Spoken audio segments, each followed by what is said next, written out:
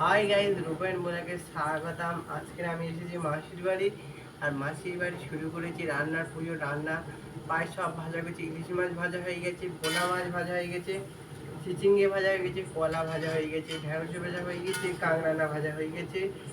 আর এদিকে ভাজছি আলু ভাজা। আলু ভাজাটা একটু কোড়া করে করে লাল করে নেবো। লালটা দেখাও তো বলুন। এখন ঘ্যাট বাকি আছে, পায়েস হয়ে গেছে, ভাত সব আমি রান্না করছি, আমি আর বোন মিলিয়ে। আমি করিনি। একটু একটু পাতলা পাতলা করলে দেখেছিস কেন ফুলে উঠতে চিপসের মতো না? ভিডিও হচ্ছে, দেখ ভিডিও হচ্ছে।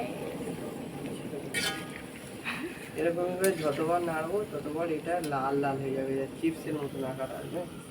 হুম এটা ফুলেছে না? হুম দেখ কত সুন্দর। কিন্তু এটা ওয়াও।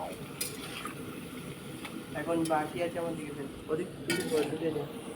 হাই গাইস, রান্না ভালো লাগলে একটু কমেন্ট করে, লাইক করে। এখন বাজে রাত 3টে, 3:30 বাজে, আর আমরা ভাবছি 3টে। আলু। 3টে বাজছে, আমরা ভাবছি এখন আলু, আলু কা পকোড়া। আলু ভাজা হয়ে যাবে, এবার নামবো।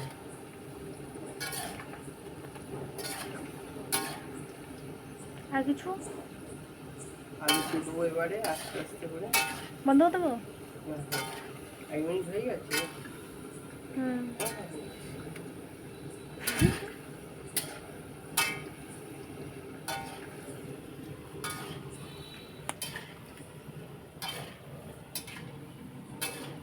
দাঁড়াও বের করছি।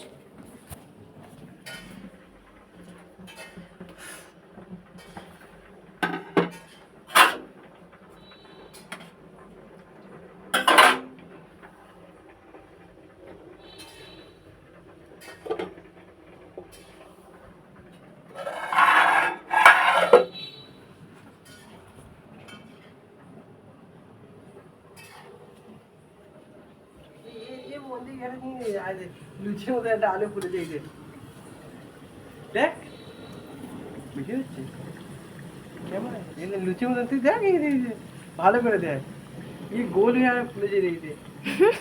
আর পাতলা করে কাটলে তো তোর বর কেটে তোমার আর কিছু বলবে?